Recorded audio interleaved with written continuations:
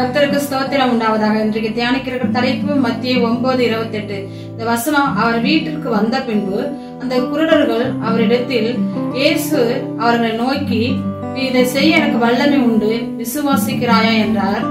அவர்கள் ஆம் ஆண்டவரே என்றார்கள். அப்படின்னா இந்த வசனம் என்ன சொல்லப்படுகிறதுனா, விசுவாசத்தை குறித்து. அப்படின்னா எபிரேயர் 11:6 சொல்லப்படுகிறது, தேவன் விசுவாசம் இல்லாத தேவனுக்கு பிரியமில்லாத காரியம். அப்படின்னா நம்ம விசுவாசித்தாதான் அற்புதங்கள் நடக்கணும்னு சொல்லப்படுது. அப்படின்னா நம்ம விசுவாசிக்கணும், தேவனால செய்ய முடியும்னு சொல்லி விசுவாசிக்கணும். அதே மத்திய 8வது அதிகாரத்துல சொல்லப்படுது. அப்படின்னா 100க்கு அதிபதி ஒரு வேலைக்காரனுக்காக ஜெபிக்கிறார்.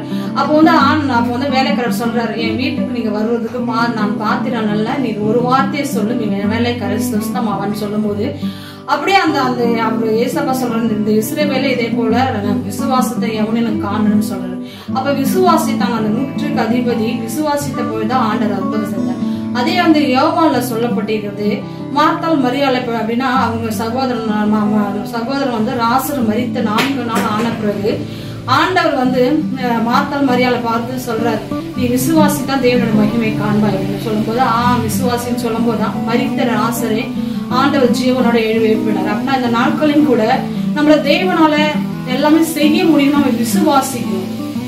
விசுவாசிக்கும் போதுதான் நம்மள விசுவாசத்தை கண்டு ஆண்டவர் அற்புதம் செய்ய முடியும். இந்த வேத வசனத்தை கேட்டுக்கொண்டிருக்கிற சகோதரிகளும் சரி, சகோதரனும் சரி, இது யாரால நடக்கும், ஒன்னும் நடக்கலையே அப்படின்னு சொல்லி நீங்க யோசிக்காதீங்க. நம்ம யாராலும் கூடாத காரியம் தேவனால எல்லாமே கூடும்.